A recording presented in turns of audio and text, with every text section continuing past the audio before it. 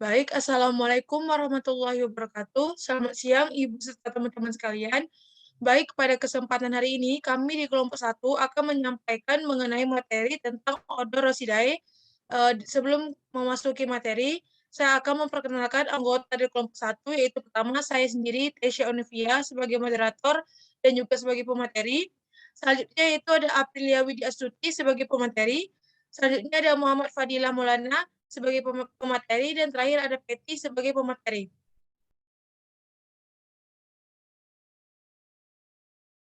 Baik, materi pertama itu mengenai deskripsi Rosidae.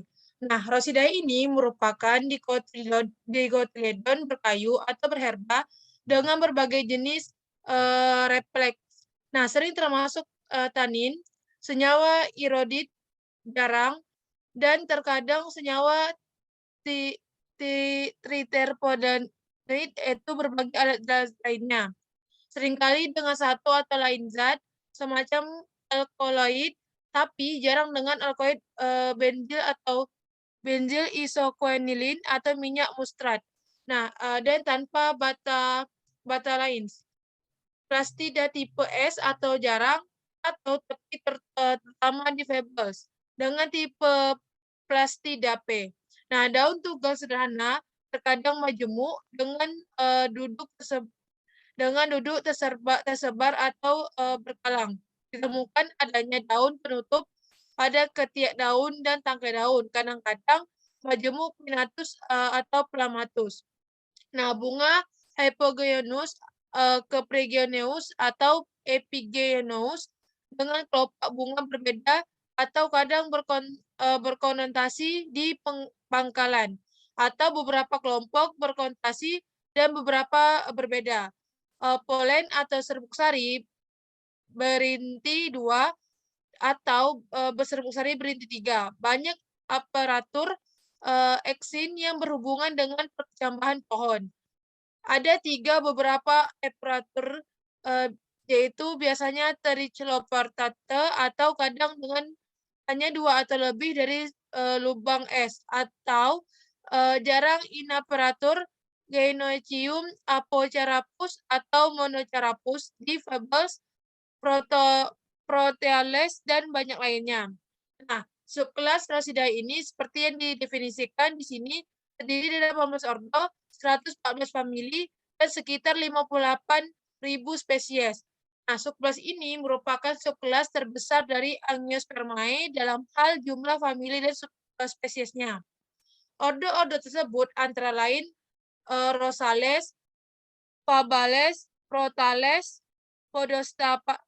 Podostemales, Haloragales, Myrtales, Rhizopotales, Chernales, Santanales, Referenciales, Cetastrales, Euphorniales, Rahamnales, Linales, Polygalales, Sapindales, Geranilales, dan Apiales.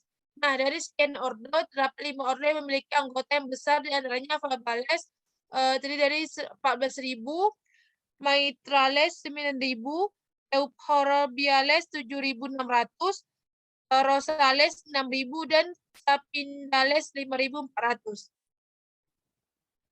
Next, deal. Baik, materi selanjutnya akan disampaikan oleh April. Kepada April, dipersilakan.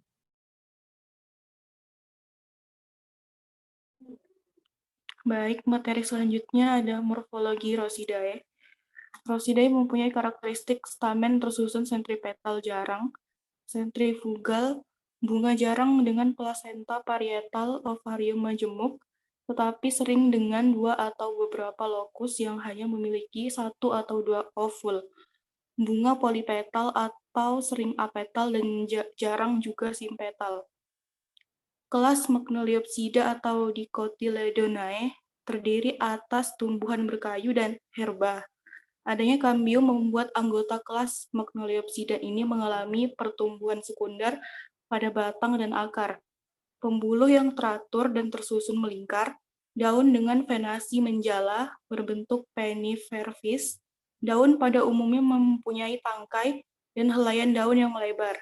Bunga pada umumnya kelipatan 5 atau 4, dan jarang kelipatannya 3. Embrio biji mempunyai 2 kotiledon, jarang hanya 1, 3, dan 4 kotiledon. Kelas Magnolepsida terdiri atas 6 subkelas, yaitu Magnolidae, Hamamelidae, Caryophyllaceae, Rhosidae, dan juga Asteridae.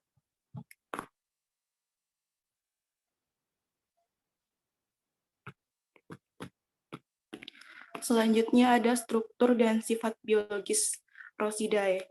Yang pertama, struktur. Tumbuhan ini memiliki struktur sebagai berikut. Habitus perdu, pohon, kulit batang mudah terkelupas, daunnya tunggal, tanpa stipula, tersebar berhadapan atau bergantian, bunganya kebanyakan tunggal, sepal 4-5, bersatu, tabung sepal meliputi ovarium, petal 5, lepas, cepat jatuh, imbricatus, stamen banyak dan filamen sering berwarna. Pistil 1, beruang 1, ovarium inferum, dan juga plasenta aksilar atau sentralis. Selanjutnya ada sifat biologis Rhosidae. Rhosidae mempunyai karakteristik stamen tersusun sentripegal, jarang sentrifugal, bunga jarang dengan plasenta parietal, ovarium majemuk, tetapi sering dengan 2 atau beberapa lokus yang hanya memiliki 1 atau 2 ovul. Bunga polipetal atau sering apetal dan jarang juga simpetal. Sifat biologis yang pertama itu dari familia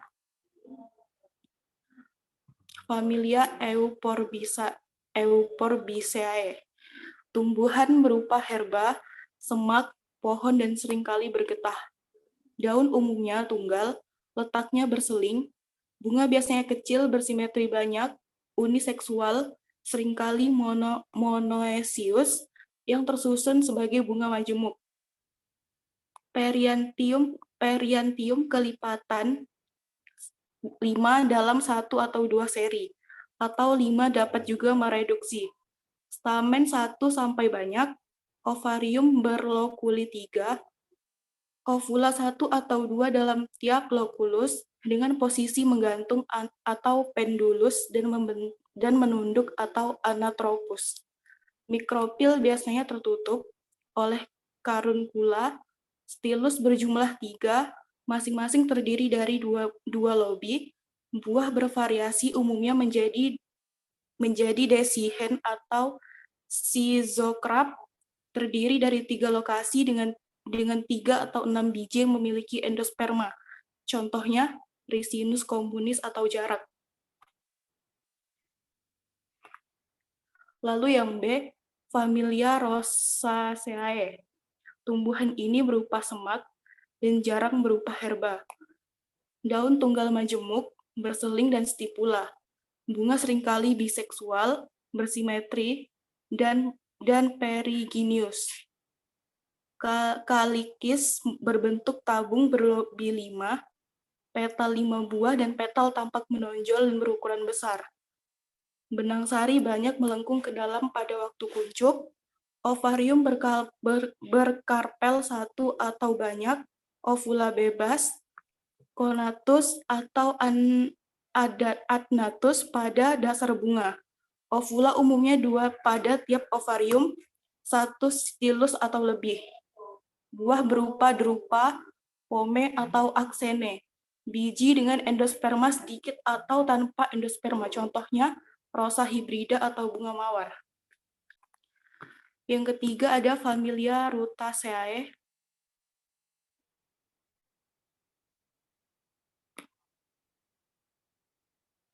Berupa pohon atau semak, pada umumnya daun bersisik dan transparan yang berisi minyak. Bunga dan daun beraroma keras. Daun berhadapan atau berseling, seringkali majemuk. Bunga biasanya biseksual, bersimetri banyak. Sepal dan tepal masing-masing berjumlah 4 buah dan 5 buah. Bebas dan konatus. Dengan 2 sampai banyak ovula, stilus bebas atau konatus, dan buah berupa beri kapsul atau schizocrap. Biji dapat mengandung endosperma, contohnya Citrus aurantifolia atau jeruk nipis. Dan yang selanjutnya itu ada familia Fabaceae. Tumbuhan ini memiliki ciri-ciri habitus perdu dan herba.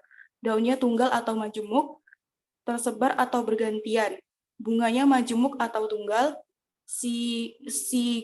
zigomorf, sering ada braktea, sepal 5, lepas bersatu, petal 5, lepas berbentuk kupu-kupu, lepas 1 vaksilum, 2 ala, dan 3 carina, stamen 10 monodelphus atau diadelphus, pistil 1, ovarium superum, karpel 1, apokarp, beruang 1, placenta marginalis, buahnya legumen atau potongan, contohnya Arachis hypogea atau kacang tanah. Baik, sekian yang dapat saya sampaikan, saya kembalikan ke moderator. Baik, terima kasih kepada April yang telah menyampaikan materinya. Kita lanjuti, selanjutnya akan disampaikan oleh Peti. Kepada Peti, saya persilahkan. Baiklah, selanjutnya yaitu familia Myrtaceae. Tumbuhan yang memiliki ciri-ciri habitus perdu, pohon, kulit batang yang mudah terkelupas. Daunnya tunggal, tanpa stipula, tersebar berhadapan atau bergantian. Bunganya kebanyakan tunggal, sepal 4-5 bersatu, tabung sepal meliputi ovarium, petal 5 lepas, cepat jatuh, imbricatus, stamen banyak, filamen sering berwarna, pistil 1, beruang 1 sampai banyak, ovarium inferum, placenta axilar atau centralis. Buah tunggal, baca, drupa atau nux. Contohnya Psidium buah Java atau jambu batu.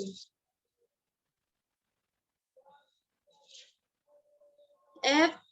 Familia Anarchidiceae. Tumbuhan yang memiliki ciri-ciri habitus perdu dan pohon. Daun tunggal atau majemuk tersebar. Bunga majemuk biseksual atau uniseksual.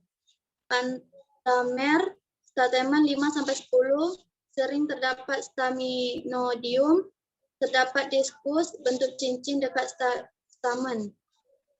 Ovarium superum atau semi-inferum, dengan 1-5 karpel. Ruang sejumlah karpel, 1-2 opul tiap ruang. Buah tunggal drupa, contohnya Mangifera indica atau mangga. Yang G yaitu familia Caesalpinaceae. Tumbuhan yang memiliki ciri-ciri habitus perdu dan pohon. Caesalpinia berbatang simpodium dengan daun, umumnya majemuk menyirip atau majemuk pinnatus, atau menyirip ganda, majemuk bipinnatus. Jarang sekali ditemukan tunggal atau beranak daun satu. Bunga 8-nya majemuk tak terbatas, racemosa, dengan bunga tersusun dalam tandan. Memiliki 5 daun kelopak, sepal, dengan 5 daun mahkota, petal, yang bebas, yang artinya tidak ada yang berlekatan. Atau dapat pula ditemukan jumlah daun mahkota, petal kurang dari 5. Benang sari stamen kurang lebih berjumlah 10. Bisanya bebas atau berlekatan. Putik pistilum dengan 1 daun buah carpel, buahnya berupa buah polong yang jika masak akan kering kemudian pecah. Buahnya juga dapat berdaging dan tidak membuka. Seringkali bersayap. Biji dengan endoper yang tipis atau tanpa adanya endosperm. Lembaga besar contohnya Caesar pulcherrima atau kembang merak. Yang terakhir yaitu familia Mimosaceae. Bunga banci actinomorph mempunyai kelopak berbilang 4-5 berlekatan. Mahkota terdiri atas daun-daun mahkota yang sama jumlahnya dan bebas satu sama lain. Benang sari 2 kali lipat jumlah daun mahkota atau banyak. Bunga terangkai dalam bunga majemuk berbentuk tongkol yang seringkali tampak seperti satu bunga saja. Contohnya Mimosa pudica atau putri malu. Selanjutnya yaitu reproduksi Rosidae dan taksonomi Rosidae. Yang pertama yaitu reproduksi Rosidae. Pada umumnya bunga mempunyai perhiasan yang terdiri atas kelopak kaliks dan mahkota corolla. Alat reproduksi jantan dihasilkan dalam stamen yang berjumlah satu atau banyak, sedangkan alat reproduksi betina berupa putik, pistulum. Putik ada yang hanya tersusun dari satu daun buah karpel, tetapi ada juga yang berbentuk dari karpel. Ovarium mungkin hanya terbentuk dari satu karpel atau beberapa karpel yang bersatu. Biji terdapat di dalam ovarium. Selanjutnya saya kembalikan kepada moderator. Terima kasih. Baik, terima kasih kepada Pak Itin telah menyampaikan materinya. Materi selanjutnya akan disampaikan oleh Fadil. Kepada Fadil, saya persilahkan. Baiklah, di sini saya akan menjelaskan tentang taksonomi Rosidae, yaitu kingdom Plantae, divisi Magnoliophyta, kelas Magnoliosida, subkelas Rosidae. Berdasarkan sistem Cronquist tahun 1981, Rosidae terdiri dari 1. Ordo Rosales centrales, 2. Ordo Fabales, 3. Ordo Proteales, Euphorbiales, 4. Ordo Podotermales, 5. Ordo Haloragales, 6. Ordo Myrtales, 7. Ordo Rhizoporales, 8. Ordo Cornales, 9. Ordo Santalales, yang ke-10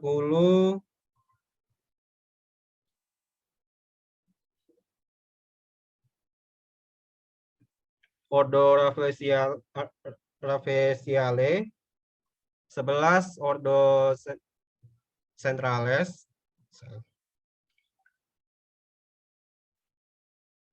12. Ordo Ramanales,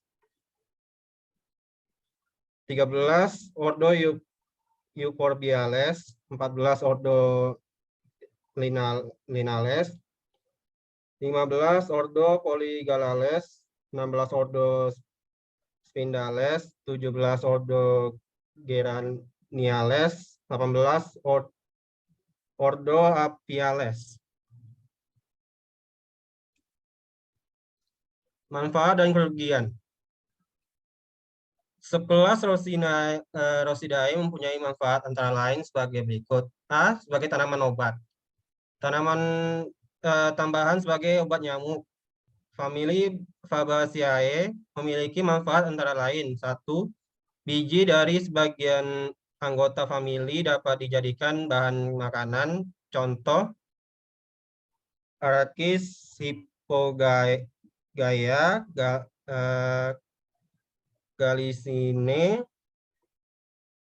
Galicinimax, Phaseolus vulgaris, Visum sativum. Yang kedua, sebagian besar berkayu ringan, lunak, dan berwarna putih yang baik untuk dijadikan bahan pembuatan pelampung, peti pengemasan, figura, dan mainan anak-anak. Kayunya juga merupakan bahan pulp, namun kurang baik digunakan sebagai kayu api karena banyak berasap. B. Famili Apiaceae memiliki manfaat antara lain 1. Daun Apium graveolens digunakan sebagai penambah aroma rasa pada masakan. Kedua, pada Daucus carota dapat mengobati penyakit dan digunakan sebagai bahan dasar kecantikan. C. Famili Euphorbiaceae memiliki manfaat antara lain: 1. Euphorbia milii selain digunakan sebagai tanaman hias juga berkhasiat sebagai obat. Obat yang dibuat dari Euphorbia milii di antaranya yaitu pendarahan rahim, hepatitis, luka bakar, dan bisul. 2. Jatapora curcas atau jarak pengganti minyak tanah. D. Famili Myrtaceae memiliki manfaat antara lain: 1. Pada umumnya dapat dikonsumsi dengan banyak mengandung vitamin A dan C atau jambuan. 2. Pada umumnya kayunya dapat digunakan sebagai bahan bangunan karena tahan serangga. 3. Sebagai bahan obat tradisional maupun modern seperti daun jambu biji untuk obat diare. 4. Minyak kayu putih dapat digunakan sebagai pembersih, pewangi, dan penolak serangga. Manfaat dari famili Rosaceae. 1. Dapat dijadikan tanaman hias atau rosa. 2. Buahnya dapat dimakan atau virus dengan fragaria dan memiliki kelebihan mampu menyusutkan kadar kolesterol, membantu melumpuhkan kerja aktif kanker karena asam elagik yang dikandungnya tersebut, zat anti alergi dan anti radang, memiliki zat antioksidan kayak vitamin C, sangat bermanfaat bagi pertumbuhan anak. F. Manfaat dari famili Caesalpiniaceae.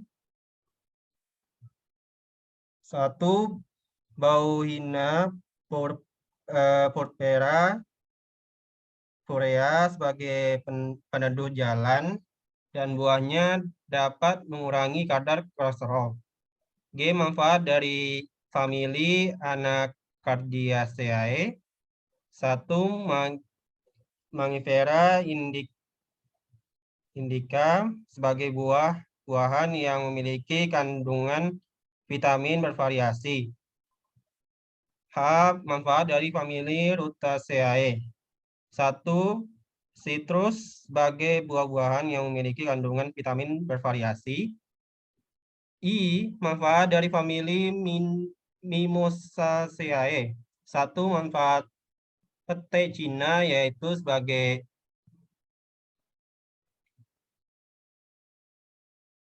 obat diabetes mellitus atau kucing manis,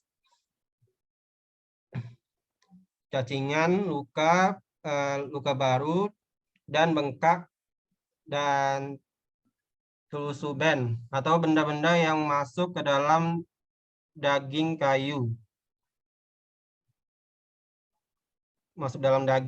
yaitu kayu bambu. 2. Sengon banyak diusahakan untuk berbagai keperluan dalam bentuk kayu olahan berupa papan-papan dengan ukuran tertentu sebagai bahan baku pembuat peti, papan, penyekat, pengecoran, semen, dan dalam konstruksi industri korek api, pensil, papan vertikal, bahan baku industri pulp kertas. Ketiga, biji kedaung berkhasiat sebagai obat perut, kembung, obat kolera dan obat radang usus. Sedang daunnya berkhasiat sebagai obat batuk dan obat mulas. 4. Karena cara hidupnya Putri Malu mudah, maka sering digunakan untuk sengkedan atau tanah miring untuk mencegah erosi tanah. Sebagian dimanfaatkan pada perkebunan dan mengantisipasi pencuri maupun hama tikus. Karena batang yang berduri sering digunakan ular untuk berganti sisik dan berteduh. Manfaat dan kerugian. Yang ini bagian kerugian. Salah satu tanaman yang termasuk dalam Rosidae adalah tanaman Rafflesia arnoldii, yang memiliki bau yang busuk seperti bau daging busuk dengan bau busuk yang menyengat, sangat merugikan bagi kita manusia. Baiklah, saya kembalikan pada moderator. Baik, terima kasih kepada Fadil yang telah menyampaikan materinya. Baik, kesimpulan dapat kita ambil pada pertemuan hari ini yaitu suku Rosidae merupakan dikotiledon dengan polen binukleat atau kadang-kadang trinukleat. Nah, Genestium bertipe Apocarapus pada Fabaceae, Protales, dan beberapa Rosales. Kadangkala tipe Synchrapus. Kedudukan ovarium bervariasi, ada yang superum dan ada yang inferum. Plasentanya juga bervariasi, tapi pada umumnya aksilaris. Rosidae terbagi ke dalam 8 ordo, yaitu ordo Rosales, ordo Fabales, ordo Protales, ordo Podostemales, ordo Haloragales, ordo Myrtales, ordo Rhizopales, ordo Cernales, ordo Santalales, ordo Rafflesiales, ordo Celastrales, ordo Euphorbiales, ordo Rahmanales, ordo Linales, ordo Polygalales, ordo Sapinales, ordo Geniales, dan yang terakhir itu ada ordo Apiales. Baik, mungkin saja pemaparan materi pada kelompok kami. Apabila ada kata-kata yang salah atau kurang berkenan, saya selaku moderator mewakili teman-teman saya yang lain memohon maaf. Saya akhiri dengan wassalamualaikum warahmatullahi wabarakatuh. Waalaikumsalam.